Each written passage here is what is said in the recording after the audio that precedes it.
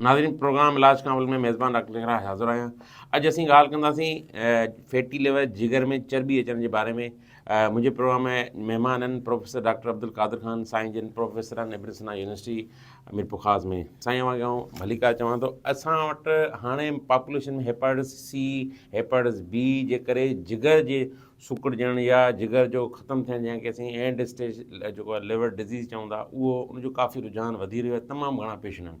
हिकु त इहा ॻाल्हि। ॿियो, असांजे जेके नौजवान में ख़ासि करे खाइण पीअण जे जेको शयुनि में वधीक विसनरी जी तरफ़, वधीक फास्ट फूड खाइण जी हिकिड़ी नई बीमारी जेको आहे सो असांजे खाइण पीअण जे आदतनि जे करे, असांजे फिज़िकल कमु घटि थियण जे करे जेको जनम वठी रही आहे, जंहिंखे असीं फैटी लिवर चऊं था, उनजे बारे में तफ़सीली असीं ॻाल्हि कंदासीं। डॉक्टर साहिबु, सभ खां पहिरीं असांजा मरीज़ जेको अल्ट्रासाउंड किथे बि कराइनि था, हुन में हिकिड़ो लफ़्ज़ ॾेई वेंदा फैटी लिवर।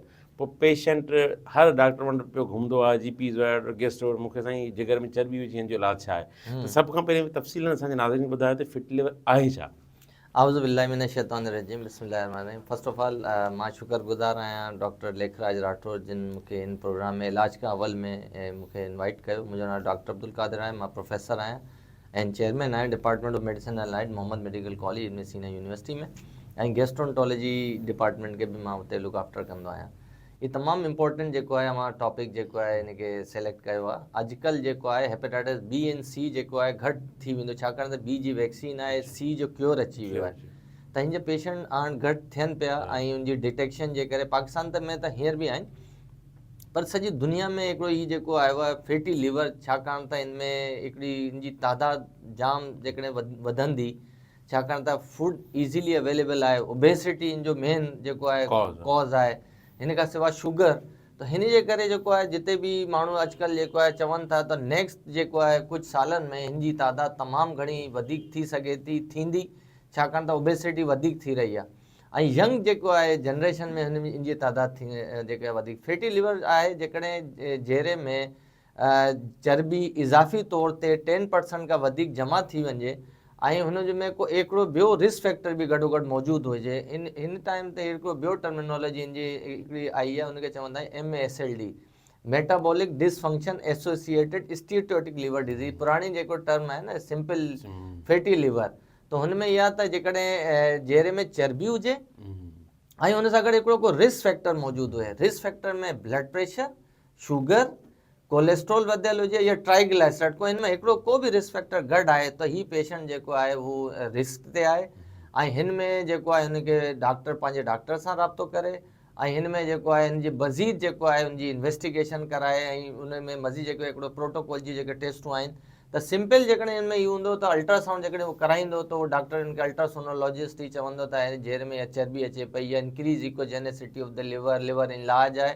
पर जेकॾहिं हीअ शइ अचे थी, बाक़ी इन्वेस्टिगेशन अवां करायो था त हुन में कोई शइ नथी अचे, पेशेंट खे जेको आहे ओबीस हुजे ऐं ओबेसिटी बि हूंदी ऐं साॼे पासे उहो चवंदो यार मूंखे हिकिड़ो डल पेन थी रहियो आहे, मूंखे सूरु थी रहियो आहे, हिन क़िस्म जी शयूं तकलीफ़ जी ॿुधाए सघे थो।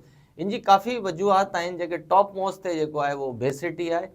हिन खां सवाइ जेको आहे शुगर आहे, जेके पाकिस्तान टॉप में अची रहियो आहे शुगर में, ऐं हिन खां सवाइ जेको आहे ट्राइग्लाइसराइड्स वधीक हुजनि, कोलेस्ट्रॉल वधीक हुजे ऐं जेको आहे ही बाक़ी कुझु ॿिया बि वजूहात आहिनि, पर टॉप मोस्ट ते ओबेसिटी, शुगर ऐं हिन खां सवाइ हाई ब्लड प्रेशर ऐं ट्राइग्लाइसराइड, जेके सभिनी खे मिलाए पाण हिनखे मेटाबॉलिक सिंड्रोम बि चवंदा आहियूं। बिल्कुलु, छो त असां वटि असांजे मुआशरे में मोटापे खे हिकिड़ो सिहत जी जेको निशानी सम्झो वेंदो आहे। असांजे मुआशरे में अगरि कंहिंजो जेको नॉर्मल वेठा चवनि साईं तूं सिहतमंद कोन्हे, हीअ ॾिस सिहतमंद आहे, लेकिन मोटापो हिन ते पाण ॻाल्हाईंदा त मोटापो obesity is the mother of the disease जी मेटाबॉलिक सिंड्रोम जी ॻाल्हि कई, जंहिंमें डायबिटीज़ आहे, हाइपरकोलेस्ट्रेमिया आहे, ऐं जेको आहे सो ट्राइग्लिसराइड वधीक आहिनि, अॻियां हली उहे दिलि जूं बीमारियूं कराइनि था, जॉइंट्स जा इशू थियनि था, खोड़ सारा मसइला थियनि था। त हाणे इहो हिन बीमारी जो अॼु खां मिसाल तौरु पाण 10 साल में ॾिसूं त हिन जो MASLD या फैटी लिवर डिज़ीज़ जो बर्डन असांजी सोसाइटी में घटि हो, त हिन जो बर्डन हींअर पंहिंजी सोसाइटी में वधियो आहे। हिन जा कारण कहिड़ा थी सघनि, ख़ासि करके यंगर पॉपुलेशन में? हिकिड़ी ओल्डर पॉपुलेशन हुन में आहे, लेकिन एतिरो न यंग जेके 30s 40s में असांजा जेके आहिनि मेल, स्पेशली फीमेल्स में न, हुन में कहिड़ा कारण थी सघंदा? अच्छा, हिन में इहा त पहिरीं जेको आहे न सेडेंटरी लाइफ स्टाइल कोन हो, पहिरीं जेको आहे एक्ज़र्शन माण्हू कंदा हुआ, फिज़िकल एक्टिविटी हुई, माण्हू स्टेज जेके स्टूडेंट्स हुआ उहो रांदि कंदा हुआ। अॼुकल्ह जेको आहे उहो रांदि जेको आहे मोबाइल में अची वई आहे। उहो जेको आहे उहो मोबाइल अची वियो आहे, त उनजी फिज़िकल एक्टिविटी तमामु घटि थी वई आहे। हिन जे करे ॿारनि में बि तक़रीबन इन जी परसेंटेज वधीक थी रही आहे, इन जी फैटी लिवर अडल्ट्स में कोन्हे, रुगो ॿारनि में बि अची रहियो आहे, ॿारनि में ऐं एडोलेसेंट्स में। त हिन जी जेको प्रेवलेंस जेको आहे दुनिया भर में उहो 40% खां बि वधीक चई रहिया आहियूं। यूरोप में वधीक आहे, उनखां पोइ मिडिल ईस्ट में, पाकिस्तान जेको आहे उनमें बि इन जी परसेंटेज जेको आहे 35 खां 40% ताईं फैटी लिवर जा केसिस आहिनि। अगरि हिन में गॾो गॾु शुगर गॾो गॾु अची वञे त 70%, मतिलबु इहा त जेकॾहिं कोई 3 पेशेंट शुगर जा आहिनि उनमें 2 के फैटी लिवर थी सघे थो, फैटी लिवर उनजो निकिरंदो। पर हुनमें बाक़ी तव्हांखे रिस्क फैक्टर पाण खे ॾिसणो पवंदो। पेशेंट जेको हुनखे ख़बर कोन हूंदी उहो सम्झो था। ॿी ॻाल्हि अव्हां जेको चयो न त पहिरीं ज़माने में ही माण्हू चवंदा हुआ त मोटापो जेको आहे हिकिड़ी डिज़ीज़ न आहे।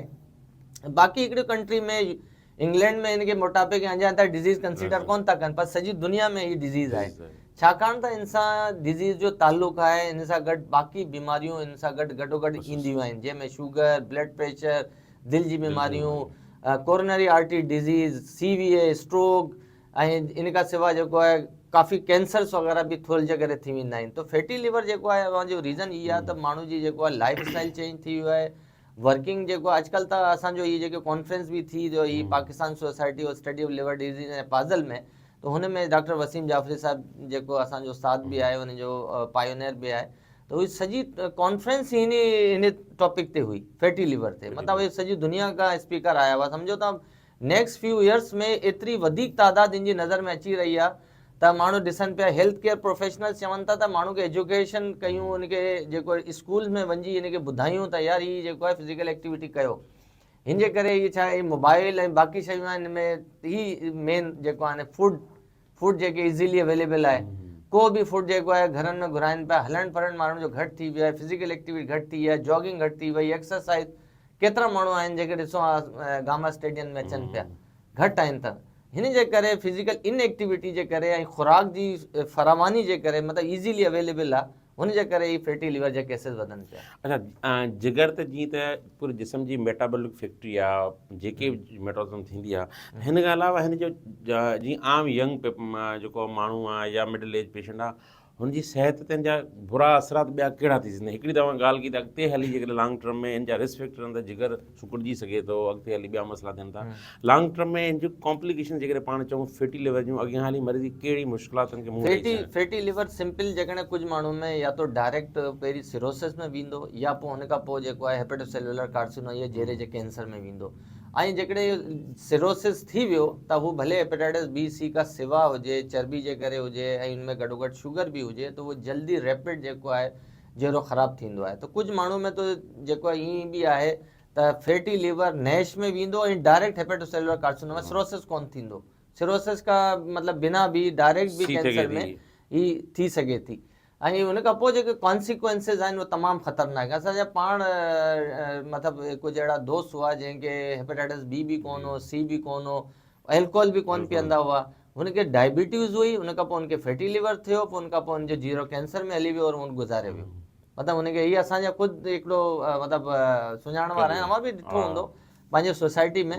त कॉम्प्लिकेशन तमामु सीवियर डिज़ीज़ आहे, जेरो सुकड़जी वेंदो आहे, रत जूं उल्टियूं थींदियूं आहिनि, जेरो कैंसर में हली वेंदो आहे। अॼुकल्ह चवनि था दुनिया भर में लिवर जो ट्रांसप्लांट सभिनी खां वधीक फैटी लिवर जे करे जेको जेरो कैंसर में वेंदो आहे ऐं हुन जे करे जेरो जो ट्रांसप्लांट थी रहियो आहे। मतिलबु एतिरी वधीक उनजी ट्रांसप्लांट जी लिस्ट आहे, उनमें फैटी लिवर जो कैंसर ऐं उनजे करे ट्रांसप्लांट। हेपेटाइटिस B, C घटि थिए पियो सॼी दुनिया में, छाकाणि त उनजी वैक्सीन अवेलेबल आहे, उनजो क्योर अवेलेबल आहे, ट्रीटमेंट बहितरीन अची वई, 100% ट्रीटमेंट अची वई आहे। हाणे असां पाण पंहिंजी प्रैक्टिस में बि ॾिसूं पिया जी पहिरीं एतिरो बर्डन हो, अॼुकल्ह हालांकि हेपेटाइटिस C बि फुली तरह अञा ताईं पाकिस्तान में ख़तमु कोन थियो आहे, सॼी दुनिया में उनजे बारे में टारगेट आहे त 2020 हुन में 25 में बि कोन थियो आहे उनजी बि, पर इहा त सॼी दुनिया में काफ़ी मुल्क जेके आहिनि त कंट्रोल करे चुका आहिनि। पाकिस्तान में अञा ताईं उहे टारगेट अचीव कोन थिया आहिनि जेके हुआ एक्सपेक्टेड। नाज़रीन, असांजे प्रोग्राम में टाइम ते शार्ट ब्रेक जो ॿीहर हाज़िर थींदासीं शार्ट ब्रेक खां पोइ।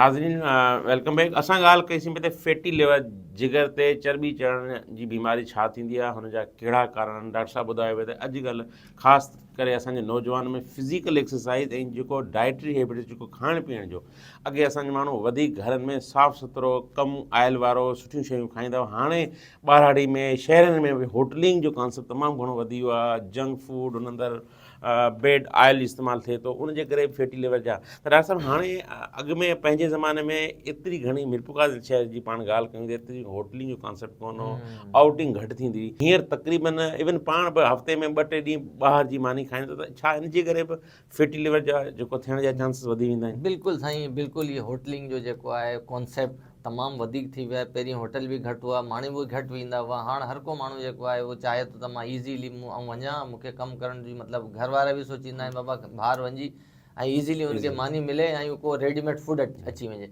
अच्छा, हुन फूड में बि माण्हू दाल वठी सघे थो या कोई वेजिटेबल वठी सघे थो, हुनमें बि कोई रेडीमेड पिज़्ज़ा हूंदो या कोई बर्गर हूंदो, उनमें जेको आहे न फ्रक्टोस ऐं बाक़ी शयूं जेके रेडीमेड जेको फूड हूंदी आहे उनमें कंटेंट, फैट कंटेंट तमामु घणो हूंदो आहे। उनजो वज़न वधाइण में जी सलाहियत तमामु घणी हूंदी आहे। कोलास, ड्रिंक्स, बाक़ी शयूं जेके आहिनि इनमें बि वज़न वधाइण जी तमामु घणी सलाहियत आहे। त हीअ माण्हू वठनि पिया। ॿारनि में बि इहा त पोटेटोज़ ऐं इहे चिप्स वग़ैरह, इहे जंक फूड्स, हुनजे करे ॿारनि में बि ओबेसिटी ऐं फैटी लिवर जाम आहे। त हिनजी वजह इहा आहे, मां पाण ॿुधायो, असां बि केॾे केॾे हली वेंदा आहियूं। बहरहाल इहा त अवॉइड माण्हू खे करणु घुरिजे, पंहिंजी हेल्थ आहे। ऐं गवर्नमेंट बि ज़ाहिर आहे हिन में पॉलिसी जेकॾहिं ठाहींदी, स्कूल्स में वञी पाण इन पे पब्लिक खे एजुकेट कयूं ऐं ॿारनि जे लाइ बि उन्हनि खे ॿुधायूं त यार, इहे जेको ग्राउंड या प्ले ग्राउंड्स वग़ैरह इहे तमामु ज़रूरी आहिनि। ऐं मोबाइल्स खे डिस्करेज कयूं। सॼी दुनिया में मोबाइल जो जेको आहे न हिकिड़ो स्क्रीन जो टाइम आहे त बाबा 1/2 कलाक खां वधीक ॿारनि खे अलाउ न कयूं, त हुन सां करे हुनजे हेल्थ जो एडवर्स जेको आहे इफेक्ट थी रहियो आहे हुनजी हेल्थ ते, हुनजी आइज़ ते, हुनजे ब्रेन ते, हुनजे बाक़ी मेटाबॉलिज़म ते।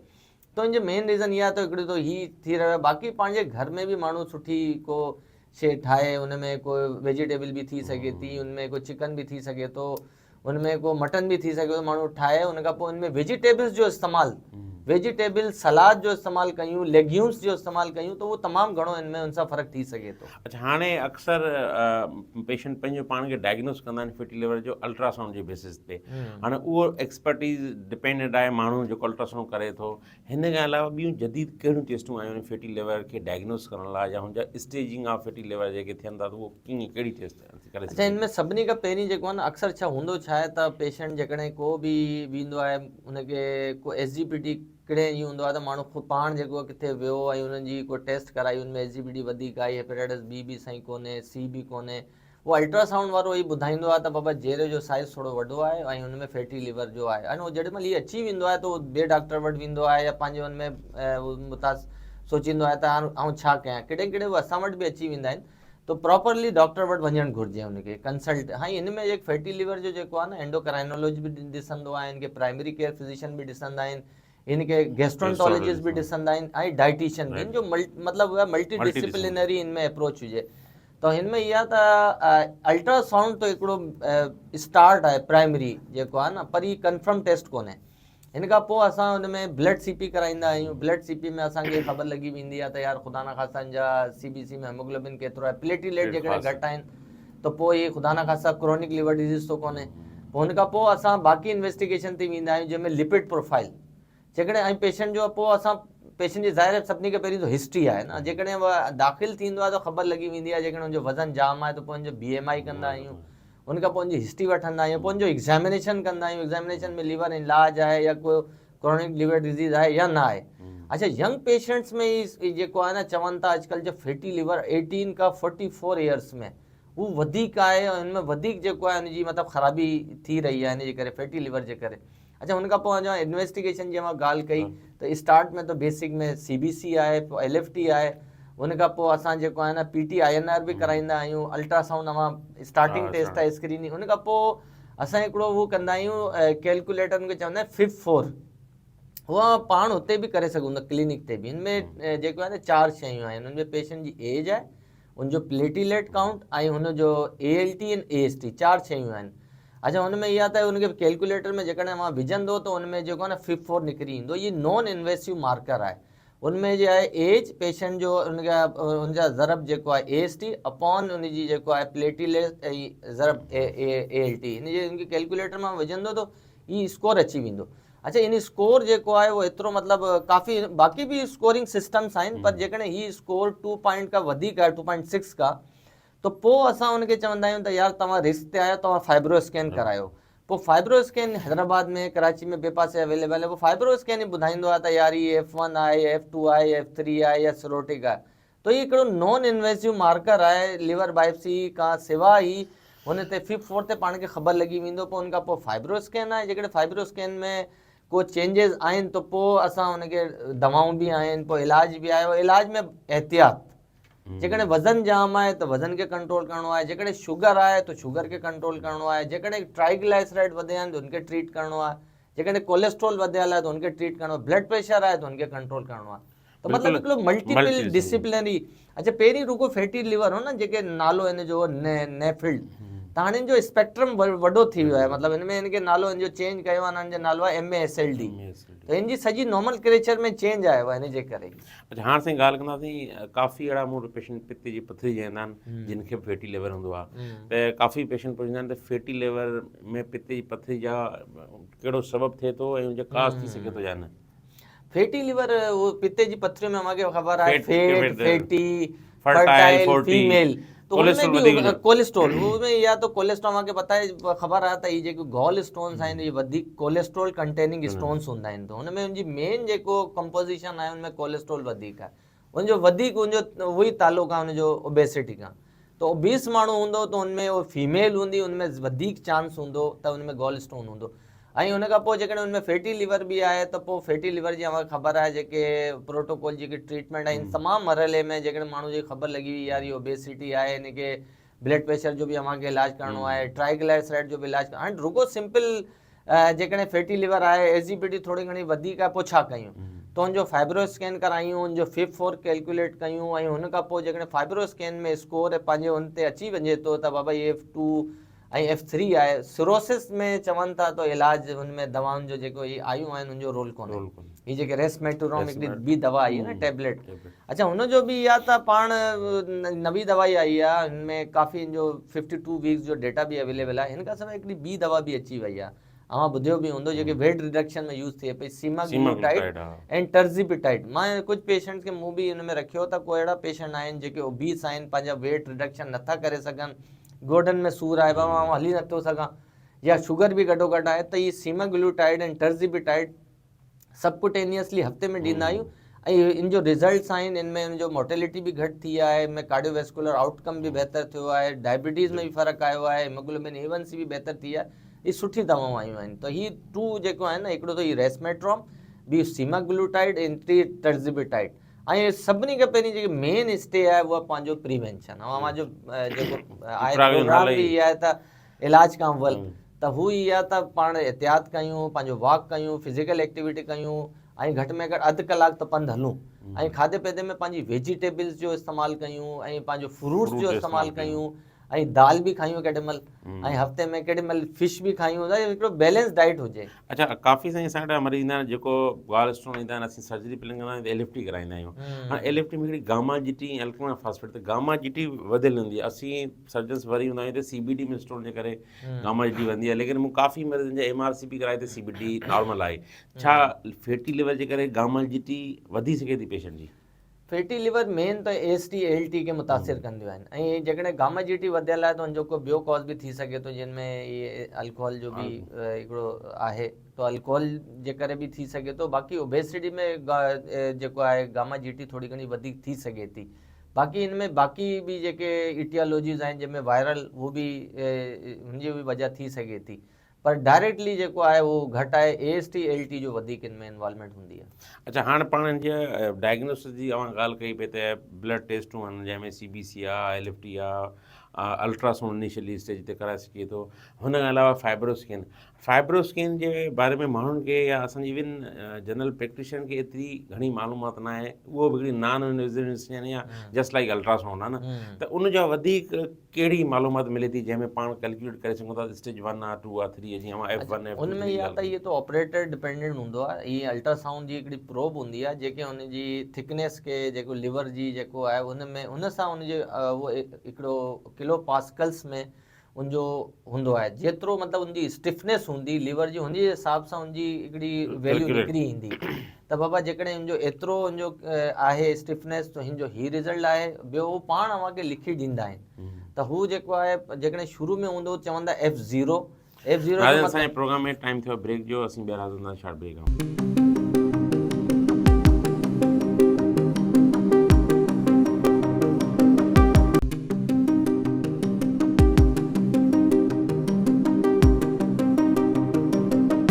नाज़रीन वेलकम बैक। असां ॻाल्हि कईसीं बि त फैटी लिवर छा आहे, जिगर में चर्बी जेको जिम थींदी आहे उनजा जेको असांजे जिस्म ते कहिड़ा असरात थी सघनि था।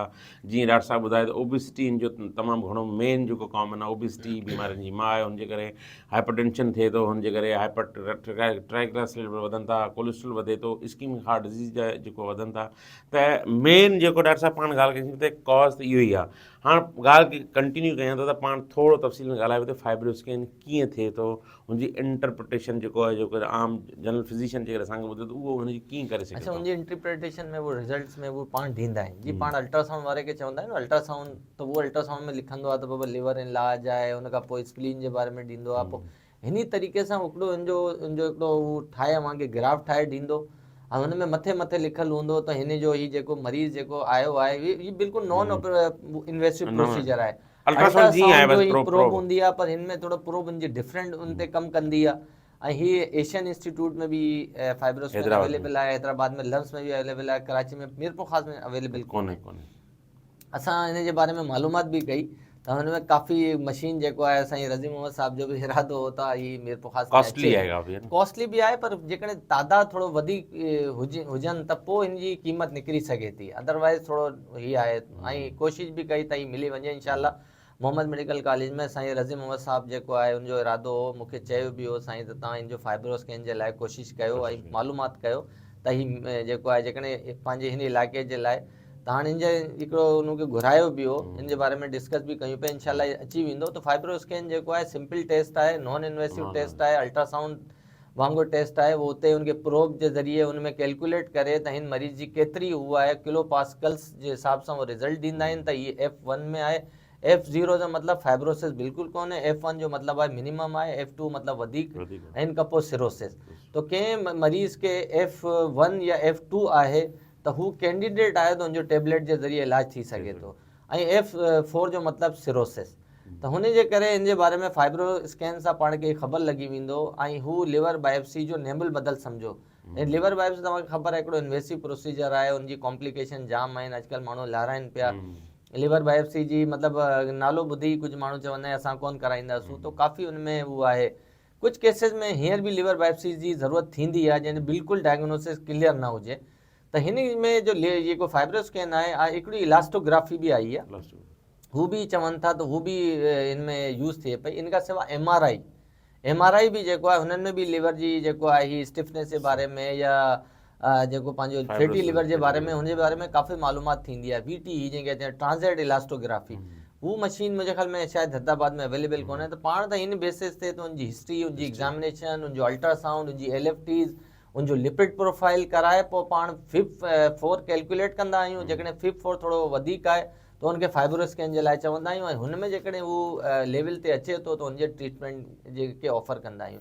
त फाइब्रोस्कैन नॉन इन्वेसिव टेस्ट आहे ऐं उहो डायरेक्ट न करायूं, पहिरीं पेशेंट जी हिस्ट्री वठूं, हुनजी एग्ज़ामिनेशन कयूं, कुझु बेसिक टेस्ट करायूं, उन खां पोइ फाइब्रोस्कैन ते। अच्छा, हाणे डॉक्टर साहब जीअं पाण ॻाल्हि कईसीं त prevention is better than cure, त पाण तफ़सीलन ॻाल्हि कईसीं त फैटी लिवर छा आहे, हुनजा काज़िस छा आहिनि, हुनजो अॻियां हली पेचीदगियूं कहिड़ियूं थी सघनि थियूं, इवन मां ॿुधायो त जिगर जी कैंसर थी सघे थी जेको तमामु घणा पाण वटि हेपेटाइटिस कार्सिनोमा पेशेंट जेको नॉन बीसी असांजी पॉपुलेशन पाण बिल्कुलु आहे, बिल्कुलु आहे। बिल्कुलु आहे हुनजो मेन काज़ फैटी लिवर आहे। Fatty liver. माण्हू फैटी लिवर खे एतिरो लाइट वठंदा साईं मुंहिंजी जिगर में चर्बी आहे, लेकिन इहा अॻिते हली जेको मौतमार बीमारी कैंसर जो सबबु थी सघे थी। हाणे पाण ॻाल्हि कंदासीं त प्रिवेंशन कीअं पाण कयूं। मिसाल तौर को नौजवान आहे जंहिंखे फैटी लिवर जंहिंजा स्टेज 1 में आहे त उनखां बची कीअं सघे थो।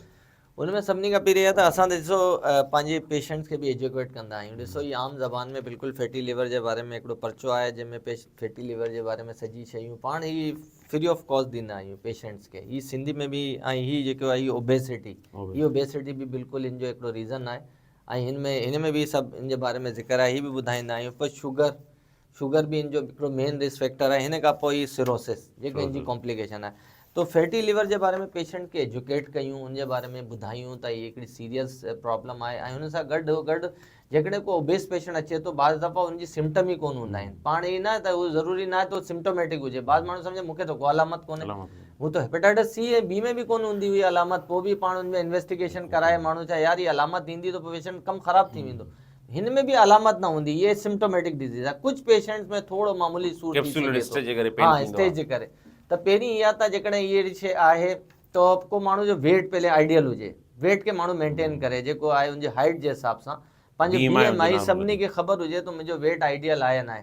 ऐं वॉक फिज़िकल एक्टिविटी 150 मिनट्स जेको आहे या अधु कलाकु डेली पाण ब्रिस्क वॉक कयूं ऐं तेज़ हलूं, ही तमामु घणी ज़रूरी आहे। योगा करे सघूं था, साइकिलिंग करे सघूं था ऐं जेके को रांदि करे सघूं था। त ही जेको आहे फिज़िकल एक्टिविटी सां बि इन बीमारी में बाक़ी आहे त पंहिंजो इलाजु करण जी पाण माण्हू कोशिशि न करे।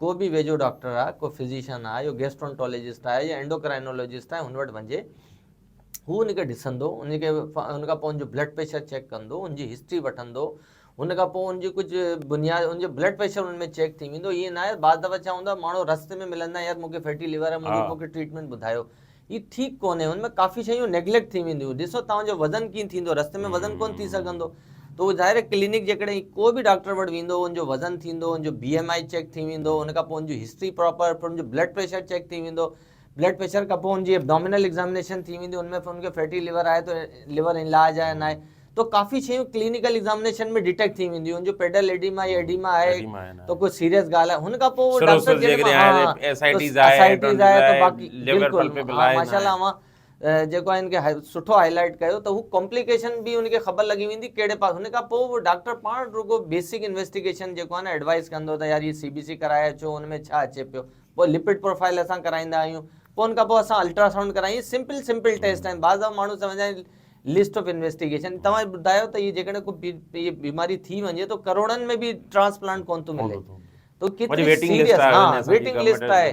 त ही पाण जेकॾहिं हिन में शुरू में पाण कोई इन्वेस्टिगेशन ते थोरा घणा पैसा ख़र्च थी वञनि था तो केतिरो माण्हू अव्हांखे अॻिते जे लाइ फ़ाइदो थी वेंदो। तो ही तमामु घणी आहे त पाण प्रिवेंशन में या पाण वॉक कयूं, डॉक्टर वटि वञूं, पंहिंजे पाण खे इन्वेस्टिगेट कयूं। ही सभु शयूं जेकॾहिं ख़बर लॻी वञे थी त बाबा ही फैटी लिवर हाणे डायग्नोस थी वियो आहे, पोइ हुन में रिस्क फैक्टर कहिड़ो आहे, चाहे ओबेसिटी आहे या हाई ब्लड प्रेशर आहे या ॿियो को रीज़न आहे माण्हू हाणे हिन में ग़िज़ा जो डाइट जो जीअं पाण ॻाल्हि कईसीं त ओबेसिटी जेको हुनजी मेन मुख्य कारण जेको आहे ओबेसिटी मोटापो।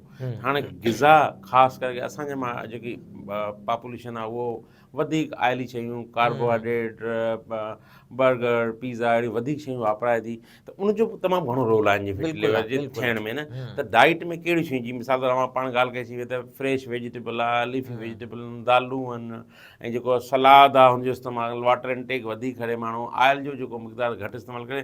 त डाइट में ख़ासि तौर ते अवी पंहिंजनि मरीज़नि खे कहिड़ो मशवरो ॾींदा भई फैटी लिवर जिन खे आहे उहो डाइट कहिड़ी इस्तेमालु कनि। फैटी लिवर जो जेको आहे न हिकिड़ी डाइट पाणे ॿुधाए चुका आहियो त फ्रेश वेजिटेबल जो माण्हू इस्तेमालु करे, दाल जो इस्तेमालु करे, फ्रूट्स जो वधीक इस्तेमालु करे, हुन खां सवाइ जेको आहे न उहो घी खां सवाइ ऑयल जो माण्हू वधीक इस्तेमालु करे।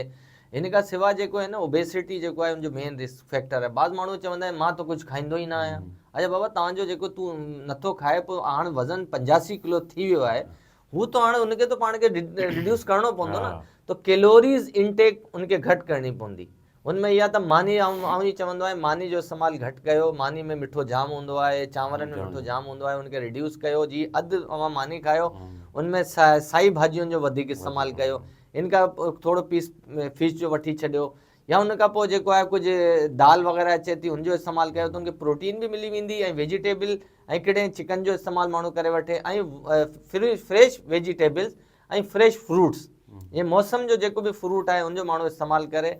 ऐं हिन में जेके जंक फूड्स आहिनि, जंहिंमें रेडीमेड फूड्स आहिनि, हुननि में तमामु घणी जेको आहे कैलोरी कंटेंट हूंदो आहे, हुनखे माण्हू एहतियात करे। ऐं उनमें उन जेकॾहिं डॉक्टर उनखे तजवीज़ करे थो त डाइटिशियन खां बि उहो सलाह वठी सघे थो। अॼुकल्ह त इहे डाइटिशियन बि अची विया आहिनि ऐं पंहिंजे मतिलबु एंडोक्राइनोलॉजी बि अची विया आहिनि। हुननि खां वञी असां फिज़िशियन आहियूं, अवां आहियो, उन्हनि खां मतिलबु हिकिड़ो कंबाइंड जेको आहे उहो हिकिड़ो टीम वर्क हूंदो आहे। ऐं ओबेसिटी बाज़ दफ़ा जो हूंदो आहे जेनेटिक बि हूंदी आहे, को ख़ानदान में बि हूंदो आहे। त ऐं बाज़ दफ़ा ओबेसिटी में इहो हूंदो आहे त हीअ शुगर बि कोन्हे, ब्लड प्रेशर बि कोन्हे, उनखे थायराइड जो प्रॉब्लम हूंदो, त उहो डॉक्टर डिटेक्ट करे सघे थो को हाइपोथायराइडिज्म आहे, या बाज़ दफ़ा लेडीज़ में पॉलीसिस्टिक ओवेरियन सिंड्रोम, हुनमें बि थोरी हूंदी, ओबेसिटी हूंदी, ऐं उन खां पोइ हिनखे इनफर्टिलिटी हूंदी, त हू बि हिकिड़ो रीज़न हूंदो आहे ओबेसिटी। हाणे इहा पाण ॻाल्हि कई त डाइटरी प्रिवेंशन फिज़िकल जेको हुनजो आहे उहो वधी करे न्यू पाण अवां थोरी देरि पहिरीं ॿुधायो त मेडिकल ट्रीटमेंट अॼुकल्ह लेटेस्ट आई आहे, उनजो छा रोल आहे, कहिड़े स्टेज में शुरू कजे थी, छा उहो वन में आहे त उहो अॻियां हुनखे फर्दर जेको फाइब्रोसिस आहे हुनखे प्रिवेंशन बचाए थी? बिल्कुलु बिल्कुलु, जेके नवी दवायूं आहिनि बिल्कुलु ही फाइब्रोसिस का प्रिवेंशन में इनजो ज़बरदस्त रोल आहे। इन जी स्टडीज़ मौजूदु आहिनि, सॼी दुनिया में इन जो इस्तेमालु थी रहियो आहे, जंहिंमें जेको आहे हिकिड़ो त रेसमेट्रॉन टेबलेट आई आहे, उहो त फैटी लिवर में उनजो इस्तेमालु आहे। ऐं हीअ जेके ॿ दवायूं आहिनि जेके पाकिस्तान में बि अवेलेबल आहिनि, सीमाग्लूटाइड, जेके GLP-1 मतिलबु हिकिड़ो हार्मोन आहे, उनजी एगोनिस्ट, ऐं हू जेको टर्ज़िबिटाइड आहे उहो GLP-1 ऐं GIP-1, त हिकिड़ो हार्मोन हूंदो आहे जेके पंहिंजे गट मां रिलीज़ थींदो आहे, हुनजी एगोनिस्ट इन जी एक्टिविटी आहे। हुनजे करे छा हूंदो, उहो जेको जो गैस्ट्रो जेको गैस्ट्रिक जेको सिलो, उहो सिलो थी वेंदी, माण्हू घटि खाईंदो, इंसुलिन जी जेको रिलीज़ आहे वधीक थी वेंदी, ऐं तमामु इफेक्टिव आहिनि। हिन खां पहिरीं को बि ओबेसिटी में एतिरी इफेक्टिव मेडिकेशन अवेलेबल कोन हुई। हिन खां पोइ सॼी दुनिया में ही मेडिसिन जो इस्तेमालु वधीक थियो आहे। काफ़ी मरीज़नि खे हिन में, कुझु पेशेंट मां बि रखियो आहिनि, मूं बि रखिया आहिनि, उनमें उहे चवनि था असांखे काफ़ी मतिलबु फ़ाइदो थियो आहे, वेट रिडक्शन थी आहे। जेके आइडियली उहे चवनि था यार असां मतिलबु नथा हली सघूं, असांजे गोॾनि में तकलीफ़ आहे, या मूंखे को मसइलो थी वेंदो आहे, या डायबिटिक आहिनि, त पोइ इफेक्टिव आहिनि, पर हू पाण इस्तेमालु न कनि। पाण ई असां ई चवंदासूं त मरीज़ में न त बाबा हीअ दवा मिले पई, तव्हां वेट रिडक्शन जी पाण वठो ऐं मेडिकल स्टोर खां लॻाइण, फिज़िशियन जी को फिज़िशियन, को एंडोक्राइनोलॉजिस्ट, को डायबिटोलॉजिस्ट, हुननि वटि वञी हुनखां मशवरो करे। जेकॾहिं पहिरें मरहले में त असां डाइट, एक्सरसाइज़ ऐं वॉक जो ॿुधाईंदा आहियूं, ऐं कुझु महीना गुज़री वञनि पोइ हिननि छा जेकॾहिं हेल्थ रिस्क मौजूदु आहिनि ऐं असांखे लॻे थो त हाणे हीअ दवा जी ज़रूरत आहे, पोइ हिन जे दवा जो सिरोसिस में ही दवा नथा ॾेई सघूं। त ही बाक़ी जेके डायबिटिक पेशेंट्स आहिनि, ओवरवेट आहिनि, इस्कीमिक हार्ट डिज़ीज़ जा पेशेंट आहिनि, उन्हनि में तमामु इन जो रोल मतिलबु ज़बरदस्त रोल आहे। ऐं कुझु इन जी जेको आहे थोरा घणा मामूली साइड इफेक्ट आहिनि, जंहिंजे करे पेट जी भर्ती, थोरो नॉज़िया, थोरो हिनखे सम्झो, बाक़ी को सीरियस इन जो साइड इफेक्ट इन दवाउनि जो अञा ताईं न आहे। नाज़रीन, असांजे प्रोग्राम जो टाइम थियो ख़तमु, ॿीहर मिलंदासीं नेक्स्ट वीक।